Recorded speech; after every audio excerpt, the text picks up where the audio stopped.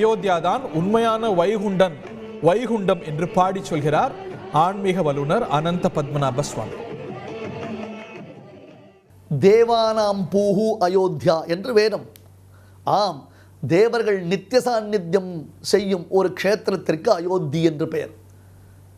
யா அயோத்தியேதி அபராஜிதேதி விதிதா நாகம் பரேண ஸ்திதா.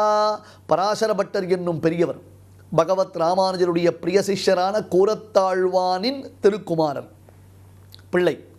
அவர் பேசுவார். இந்த வேத வாக்கியத்தின் பொருளை வர்ணிக்கிறார். யாயோத்யேதி அபராஜிதேதி. அயோத்தியா என்னும் பெயர், அபராஜிதா என்னும் பெயர், தேவர்களுடைய வாசஸ்தானம் என்று பெயர். இது எது? வைகுண்டம். அந்த வைகுண்டம் தான் இங்கே வருகிறது. சாக்ஷாத் வைகுண்ட லோகம்.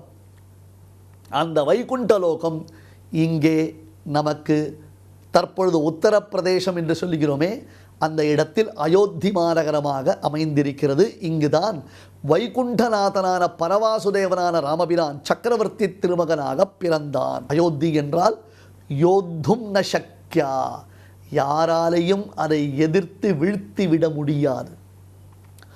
ஒருவேளை ஒரு சிலர் இதனை வீழ்த்தி விட்டதாக நினைப்பார்கள்.